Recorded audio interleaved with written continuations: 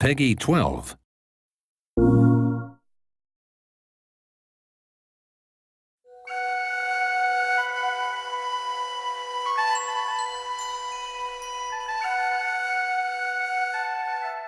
With traditional Celtic music, you have instruments like whistles and flutes, you've got bagpipes, Uilleann pipes, you have stringed instruments like mandolins and also hammered dulcimer. It has a very large range. So there are moments that seem very traditional and folksy, and then there's big epic moments that sound like, a Hollywood film, and a lot of places in between that.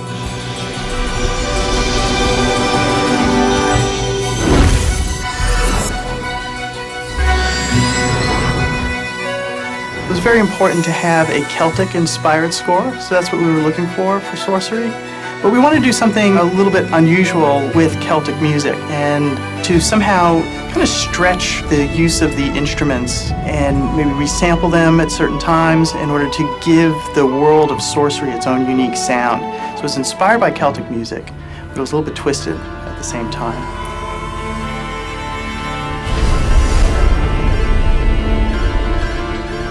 We have drums, we have flutes, we have something that feels kind of medieval. But at the same time, we didn't want to be limited to that. We didn't want it to feel like we were at a Ren Fest. And so when we spoke to the composer, we said, you have the license to bring in other sounds, to create a wider sound palette. And this wound up being essential to creating this feeling of magical strangeness of the world. Mark is an absolutely brilliant composer. He just seemed to be the perfect fit for Sorcery because not only does he have just sort of a great command over melody and a great command over the orchestra, but he also has a very unique collection of exotic and unusual instruments. And these are sounds that Mark incorporated into the score in just a really, really brilliant way. Mark Mancina, he got it right basically right off the bat. It was a real joy to work on this game because it all just came out naturally. He's an amazing composer.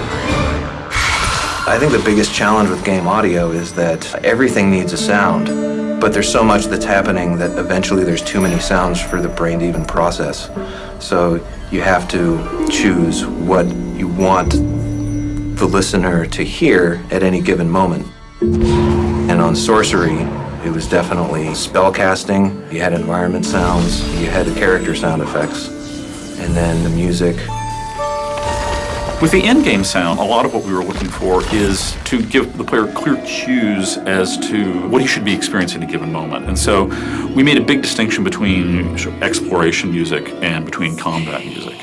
And it was designed so that even if you don't quite realize that you're in danger, all of a sudden you start to get the beginning sounds of combat music starting up, and you're like, oh no. You start looking around because you get this feeling of, oh, the music is letting me know that I'm in danger, even though I don't quite realize what the nature of the danger is. The whole spellcasting system is based on natural elements, fire, wind, ice. We wanted to make sure that the sounds were natural, but also magical. We want to have the sound respond to the force that you're using.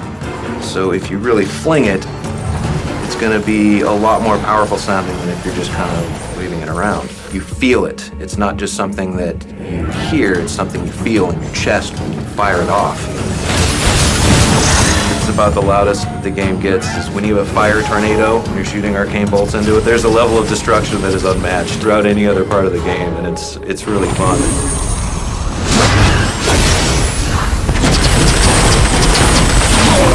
You get the feeling of hearing these great melodies and having some great music and great harmony, but at the same time, you're also hearing all of these magic sounds that are sort of woven into the game.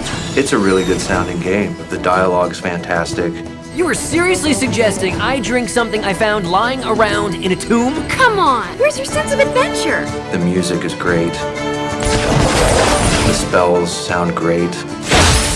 The environments are great, and they all play well together. I'm really proud of how Sorcery has come out.